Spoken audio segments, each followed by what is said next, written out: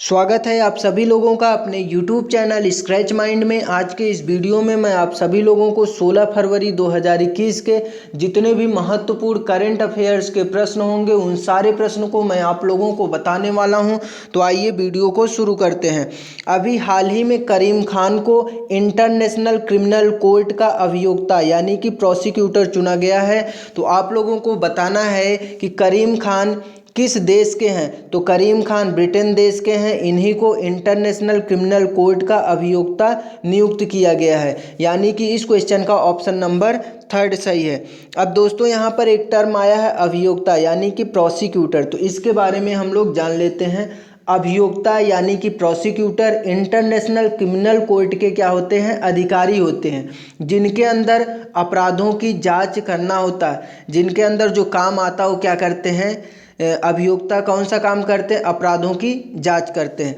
अब दोस्तों यहाँ पर बात हुआ अंतर्राष्ट्रीय आपराधिक न्यायालय, जिसे इंग्लिश में बोलते हैं इंटरनेशनल क्रिमिनल कोर्ट। इसके बारे में भी हम लोग जान लेते हैं। इंटरनेशनल क्रिमिनल कोर्ट बनाने का उद्देश्य क्या था, सबसे पहले इसके बारे में जान लेते हैं। तो इंटरनेशनल क्रिमिनल कोर्ट का बनाने का उद्देश्य यही है कि अंतर्राष्ट्रीय आपराधिक न्याय के माध्यम से अपराधों के लिए जिम्मेदार लोगों को दंडित करना और साथ ही साथ इन अपराधों को फिर से घटित न होने के लिए रोकना या उसमें हेल्प करना, इसीलिए इंटरनेशनल क्रिमिनल कोर्ट को बनाया गया है। तो इंटरनेशनल क्रिमिनल कोर्ट में वर्तमान समय में कितने सदस्य हैं, इसके बारे में भी आप लोगों को पता होना चाहिए। तो इंटरनेशनल क्रिमिनल कोर्ट में वर्तमान समय में 123 सदस्य देश हैं, जिसका मुख्यालय कहाँ पर है, नीदरलैंड देश में है। और अध्यक्ष की बात करूं तो अध्यक्ष कौन है, चील उबोए ओसोजी। अध्यक्ष याद रखिएगा, आईसीसी के अध्यक्ष कौन है, इंटरनेशनल क्रिमिनल कोर्ट के अध्यक्ष हैं चील इबोए ओसोजी।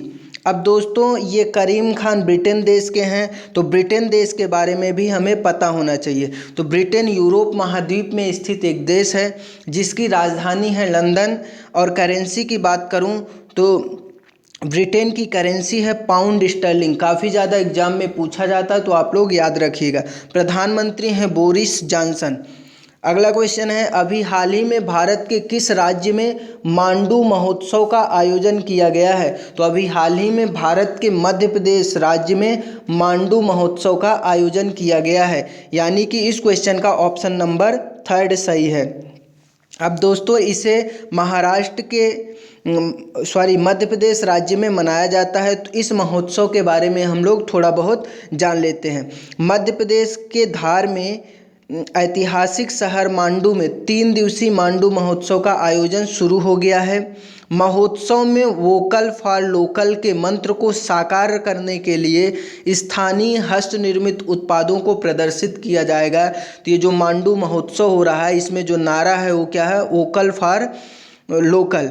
इस नारे को साकार करने के लिए हस्त निर्मित जो उत्पाद हैं उनको क्या किया जाएगा, इस महोत्सव में प्रदर्शित किया जाएगा। तो यहाँ से इम्पॉर्टेंट क्वेश्चन बन सकता है, इस महोत्सव की थीम क्या है। तो इस महोत्सव की थीम है खोजने में खो जाओ। खोजने में खो जाओ मांडू महोत्सव 2021 की थीम है, आप लोग याद रखिएगा। मांडू महोत्सव मध्य प्रदेश राज्य में मनाया जाता है। तो मध्य प्रदेश राज्य के बारे में भी हमें पता होना चाहिए। मध्य प्रदेश की राजधानी क्या है, भोपाल। मुख्यमंत्री हैं शिवराज सिंह चौहान जी, जो कि बीजेपी पार्टी से हैं। गवर्नर की बात करूं तो गवर्नर हैं आनंदीबेन पटेल जी, जिनको मध्य प्रदेश का एडिशनल चार्ज दिया गया है। और साथ ही साथ ये उत्तर प्रदेश की भी राज्यपाल हैं, यानी कि गवर्नर हैं।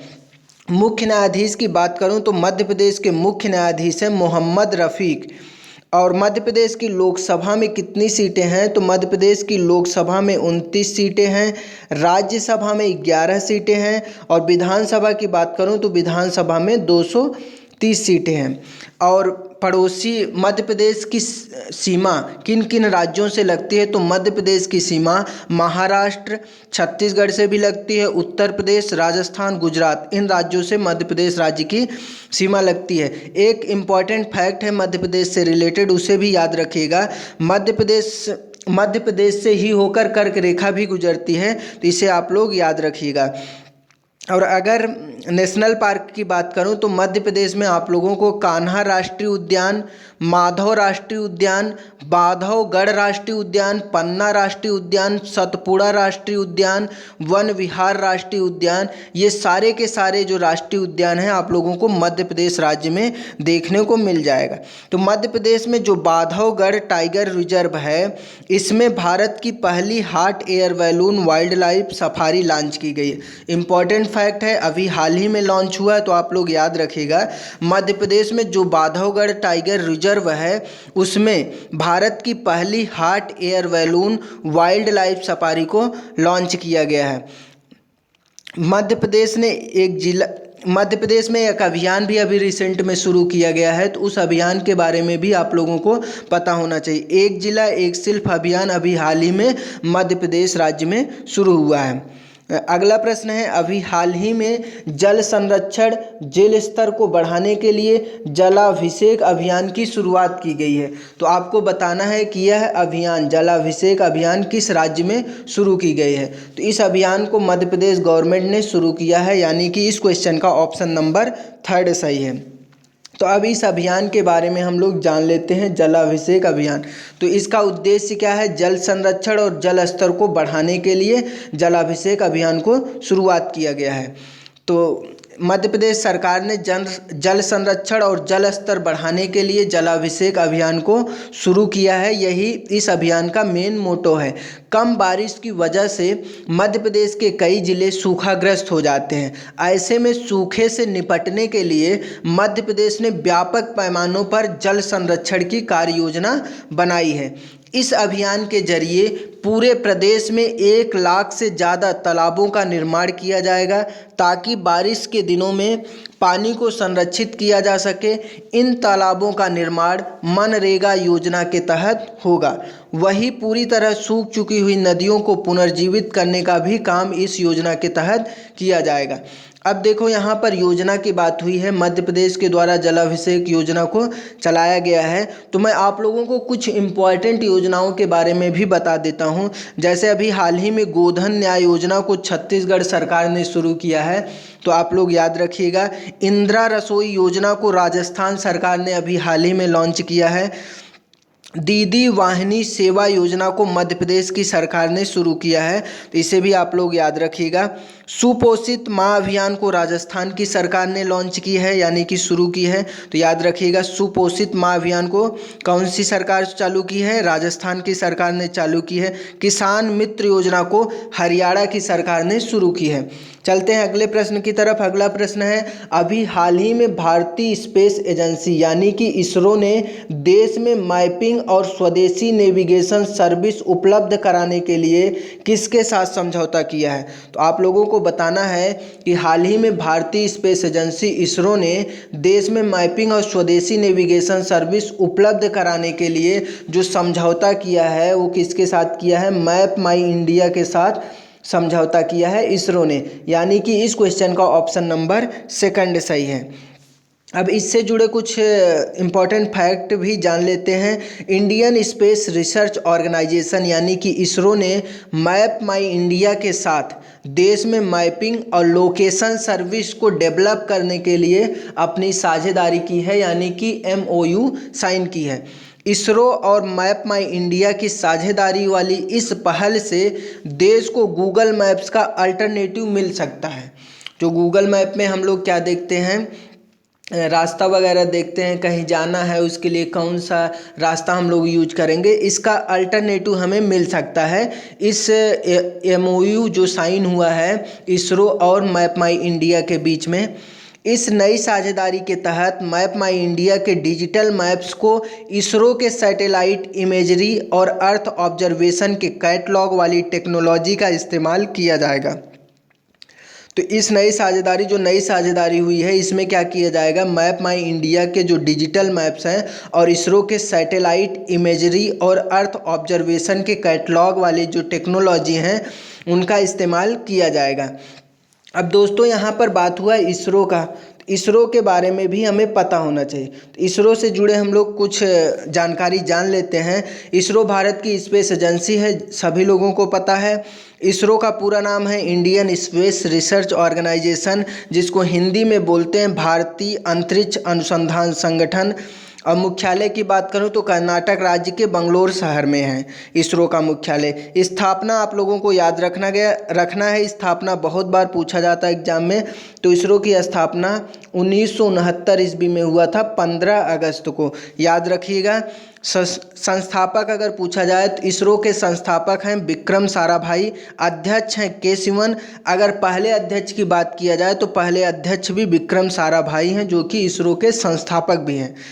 अब मैप माई इंडिया के बारे में भी जान लेते हैं, क्योंकि इसरो के साथ ही साझेदारी हुई है मैप माई इंडिया का। तो मैप माई इंडिया भारत की टेक्नोलॉजी कंपनी है जो कि डिजिटल मैप बनाती है। मैप माई इंडिया क्या है? भारत की एक टेक्नोलॉजी कंपनी है जो कि डिजिटल मैप बनाती है। इसकी स्थापना कब हुई थी? 1992 ईस्वी में हुआ था, याद रखिएगा आप लोग। मुख्यालय है भारत की राजधानी नई दिल्ली में। अगर सीएमडी की बात करूं तो सीएमडी है राकेश वर्मा। मैप माई इंडिया के सीएमडी हैं राकेश वर्मा और सीईओ हैं रोहन वर्मा। चलते हैं अगले प्रश्न की तरफ। अगला प्रश्न है, अभी हाल ही में युद्धक टैंक अर्जुन मार्क 1A का भारतीय सेना को सौंपा गया है। तो आप लोगों को बताना है इस टैंक का निर्माण किसने किया है। तो इस टैंक को डीआरडीओ ने निर्मित किया है, यानी कि इस क्वेश्चन का ऑप्शन नंबर 3 सही है। तो युद्धक टैंक अर्जुन मार्क 1A को अभी हाल ही में भारतीय सेना को सौंप दिया गया। तो इस टैंक को बनाने वाली कंपनी का नाम क्या है? डीआरडीओ। तो हम लोग डीआरडीओ के बारे में जान लेते हैं। डीआरडीओ का पूरा नाम है Defence Research and Development Organisation, जिसको हिंदी में बोलते हैं रक्षा अनुसंधान एवं विकास संगठन। अगर डीआरडीओ की स्थापना की बात करूं तो डीआरडीओ की स्थापना हुई थी 1958 ईस्वी में। अगर मुख्यालय की बात करूं तो मुख्यालय कहां पर है? न्यू दिल्ली, ठीक, जो कि भारत की राजधानी भी है। तो अब हम लोग थोड़ा युद्धक टैंक अर्जुन मार्क 1A से रिलेटेड कुछ जानकारी पता कर लेते हैं। प्रधानमंत्री नरेंद्र मोदी जी ने तमिलनाडु की राजधानी चेन्नई में हुए एक कार्यक्रम में 118 अर्जुन मार्क 1A टैंक सेना को सौंप दिया है। सेना अध्यक्ष मनोज मुकुंद नरवणे ने इन टैंकों को स्वीकार भी कर लिया है। तो अगर क्वेश्चन पूछा जाए सेना अध्यक्ष कौन है वर्तमान समय में, तो सेना अध्यक्ष कौन है? मनोज मुकुंद नरवणे जी। ये टैंक पूरी तरह के स्वदेशी हैं, ठीक, आप लोग याद रखिएगा। जो युद्धक है टैंक अर्जुन मार्क 1A, ये पूरी तरीके से क्या है? स्वदेशी है। और उन्हें रक्षा अनुसंधान और विकास संगठन ने विकसित किया है। इन्हें बनाने में जो खर्च आया है उसे भी आप लोग याद रखिएगा, 84 करोड़ का लगभग खर्च आया है। चलते हैं अगले प्रश्न की तरफ। डीआरडीओ के अध्यक्ष के बारे में सबको पता होगा। डीआरडीओ के अध्यक्ष कौन है? जी सतीश रेड्डी जी। अगला प्रश्न है, अभी हाल ही में केंद्र शासित प्रदेश जम्मू कश्मीर की सरकार ने बाढ़ से नुकसान के पूर्वानुमान के लिए किसके साथ समझौता किया है? तो अभी हाल ही में केंद्र शासित प्रदेश जम्मू कश्मीर की सरकार ने बाढ़ से नुकसान के पूर्वानुमान के लिए यूके स्पेस एजेंसी यानी कि यूकेएसए के साथ समझौता कर लिया है, यानी कि इस क्वेश्चन का ऑप्शन नंबर 3 सही है। अब दोस्तों बात कर लेते हैं इस समझौते के तहत क्या क्या हुआ है, इसके बारे में भी हम लोग जान लेते हैं। बाढ़ से निपटने के लिए जम्मू कश्मीर सरकार यूनाइटेड किंगडम स्पेस एजेंसी के साथ मिलकर पूर्व सूचना सिस्टम बनाएगी। इसके तहत सैटेलाइट से ज़मीन की निगरानी से बाढ़ आने से पहले ही कार्रवाई सुनिश्चित कर लिया जाएगा, और जो जान माल का नुकसान होगा उसको हम लोग क्या कर लेंगे? कंट्रोल कर लेंगे। तो जम्मू कश्मीर केंद्र शासित प्रदेश है, सबको पता है। तो वहाँ की जो सरकार है वो किससे कर लिया? यूनाइटेड किंगडम की स्पेस एजेंसी के साथ समझौता कर लिया, जो क्या करेगा? बाढ़ आने से पहले ही पूर्वानुमान लगा लेगा और हम लोगों को दूसरी जगह पर शिफ्ट कर लेंगे, और जान माल का जो नुकसान होगा उसको हम लोग क्या कर लेंगे? बचा सकते हैं, ठीक। अब दोस्तों यहाँ पर बात हुआ यूके स्पेस एजेंसी का भी, यानी कि यूनाइटेड किंगडम की स्पेस एजेंसी है, इसके बारे में भी जान लेते हैं। इसकी स्थापना कब हुई थी? तो इसकी स्थापना 2010 ईस्वी में हुआ था, आप लोग याद रखिएगा। यूके स्पेस एजेंसी की स्थापना 2010 ईस्वी में हुआ था। मुख्यालय कहाँ पर है? यूनाइटेड किंगडम के स्विंडन शहर में। कहाँ पर है? स्विंडन शहर में है। अध्यक्ष कौन है? तो यूके की स्पेस एजेंसी के अध्यक्ष हैं ग्राहम टर्नोक। कौन है? ग्राहम टर्नोक। अब केंद्र शासित प्रदेश जम्मू कश्मीर की सरकार के साथ समझौता हुआ है, तो जम्मू कश्मीर के बारे में भी हमें पता होना चाहिए। जम्मू कश्मीर भारत की केंद्र शासित प्रदेश है। जम्मू कश्मीर पहले राज्य था, लेकिन यहाँ से धारा 370 को हटा दिया गया, तो ये क्या बन गया? एक केंद्र शासित प्रदेश बन गया। तो जम्मू कश्मीर की दो राजधानियाँ हैं। अगर शीतकालीन राजधानी की बात करूं तो शीतकालीन राजधानी क्या है? जम्मू। और ग्रीष्मकालीन राजधानी क्या है? श्रीनगर है। जम्मू के वर्तमान समय में उपराज्यपाल हैं मनोज सिन्हा जी, आप लोग याद रखिएगा। जम्मू कश्मीर उच्च न्यायालय के मुख्य न्यायाधीश हैं पंकज मित्तल। कौन है? पंकज मित्तल। जम्मू कश्मीर में भारत की सबसे बड़े ताजे पानी की झील है। इम्पॉर्टेंट प्रश्न बन सकता है यहाँ से। भारत की सबसे बड़ी ताजे पानी की झील का क्या नाम है? तो उसका नाम है वूलर झील।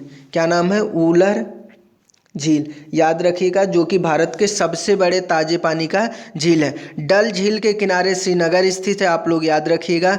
जम्मू कश्मीर की प्रमुख झीलों की बात करें तो जम्मू कश्मीर में आप लोगों को डल झील, नागिन झील, अनंतनाग झील, वूलर झील, वेरीनाग झील, शेषनाग झील, कौसरनाग झील, ये सारे के सारे झील आप लोगों को जम्मू कश्मीर राज्य में देखने को मिलेंगे। जम्मू कश्मीर की प्रसिद्ध लोक नृत्य का नाम क्या है? तो मैं आप लोगों को बता दे रहा हूँ, जम्मू कश्मीर के प्रसिद्ध लोक नृत्य का नाम है भांड जश्न, डमहल, कुछ, बच्चा नगमा, रूप हाफिजा। ये सारे के सारे क्या हैं? जम्मू कश्मीर के प्रसिद्ध लोक नृत्य हैं। चलते हैं अगले प्रश्न की तरफ। अगला प्रश्न है, अभी हाल ही में अंतर्राष्ट्रीय सौर संगठन का नया महानिदेशक किसे नियुक्त किया गया? तो अभी हाल ही में अंतर्राष्ट्रीय सौर संगठन का नया महानिदेशक अजय माथुर को नियुक्त किया गया है, यानी कि इस क्वेश्चन का ऑप्शन नंबर 1 सही है। अब दोस्तों, नियुक्त किया गया अंतर्राष्ट्रीय सौर संगठन यानी कि अंतर्राष्ट्रीय सौर गठबंधन का नया महानिदेशक अजय माथुर को नियुक्त किया गया। तो इंटरनेशनल सोलर अलायंस के बारे में हम लोग जान लेते हैं, जिसको हिंदी में बोलते हैं अंतर्राष्ट्रीय सौर संगठन। इसकी स्थापना की बात करूं तो अंतर्राष्ट्रीय सौर गठबंधन की स्थापना कब हुई थी? 2015 ईस्वी में हुआ था, 30 नवंबर को। मुख्यालय है हरियाणा के गुरुग्राम शहर में। महानिदेशक अभी हाल ही में अजय माथुर को बनाया गया है। तो अब यहाँ पर देखो, अंतर्राष्ट्रीय सौर गठबंधन का जिक्र हुआ है, तो मैं आप लोगों को कुछ जो इंटरनेशनल ऑर्गेनाइजेशन है उनके अध्यक्ष के बारे में भी बता देता हूँ, जो कि आने वाले एग्जाम के लिए महत्वपूर्ण हो सकते हैं। जैसे संयुक्त राष्ट्र के अध्यक्ष कौन है? यूनाइटेड नेशन के अध्यक्ष सबको पता होगा कौन है? Antonio Guterres. अगर ILO के अध्यक्ष की बात किया जाए, अंतर्राष्ट्रीय श्रम संगठन के अध्यक्ष कौन है? गाय राइडर, याद रखिएगा, आने वाले एग्जाम में ये क्वेश्चन पूछा जा सकता है। विश्व स्वास्थ्य संगठन WHO के अध्यक्ष कौन है? टेड्रोस एडेनोम, याद रखिएगा, डॉक्टर टेड्रोस हैं विश्व स्वास्थ्य संगठन के अध्यक्ष। अगर पूछा जाए विश्व वन्य जीव एवं पर्यावरण संगठन के अध्यक्ष कौन है? तो विश्व वन्य जीव एवं पर्यावरण संगठन के अध्यक्ष है पवन सुखदेव। ये भी आप लोग याद रखिएगा। अगला प्रश्न है, अभी हाल ही में मणिपुर उच्च न्यायालय का नया मुख्य न्यायाधीश किसे नियुक्त किया गया है? तो अभी हाल ही में मणिपुर उच्च न्यायालय का नया मुख्य न्यायाधीश P वेंकट संजय कुमार को नियुक्त किया गया है, यानी कि इस क्वेश्चन का ऑप्शन नंबर 3 सही है। तो मणिपुर उच्च न्यायालय के नए मुख्य न्यायाधीश बने हैं P वेंकट संजय कुमार। तो अब हम लोग मणिपुर राज्य के बारे में भी जान लेते हैं। मणिपुर की राजधानी है इम्फाल। अगर मुख्यमंत्री की बात करूं तो मणिपुर के मुख्यमंत्री हैं N वीरेंद्र सिंह जी, जो कि BJP पार्टी से हैं। गवर्नर याद रखिएगा आप लोग, मणिपुर के गवर्नर हैं नजमा हेपतुल्ला जी। मणिपुर के 3 पड़ोसी राज्य हैं, असम, नागालैंड और मिजोरम। इन्हीं राज्यों से मणिपुर की सीमाएं मिलती हैं। अब हम लोकसभा सीट की बात कर लेते हैं। मणिपुर में आप लोगों को लोकसभा में 2 सीटें, राज्यसभा में केवल 1 सीटें और विधानसभा में 60 सीटें देखने को मिलेंगी। लोकटक झील भी कहाँ पर है? अगर पूछा जाए लोकटक झील भारत के किस राज्य में है, तो लोकटक झील भारत के मणिपुर राज्य में है। और नेशनल पार्क की बात करें तो मणिपुर में केबुल लामजाओ नेशनल पार्क है। कौन सा नेशनल पार्क है? केबुल लामजाओ नेशनल पार्क है, याद रखिएगा आप लोग। अगला प्रश्न है, अभी हाल ही में मारियो द्रागी किस देश के नए प्रधानमंत्री नियुक्त हुए हैं? तो अभी हाल ही में मारियो द्रागी इटली के नए प्रधानमंत्री नियुक्त हुए हैं, यानी कि इस क्वेश्चन का ऑप्शन नंबर 2 सही है। तो ये जो मारियो द्रागी हैं ये अभी हाल ही में इटली के प्रधानमंत्री नियुक्त किए गए हैं। तो आप लोग याद रखिएगा। मैं आप लोगों को इटली के बारे में भी बता दे रहा हूँ। इटली यूरोप महाद्वीप में स्थित एक देश है जिसकी राजधानी क्या है? रोम।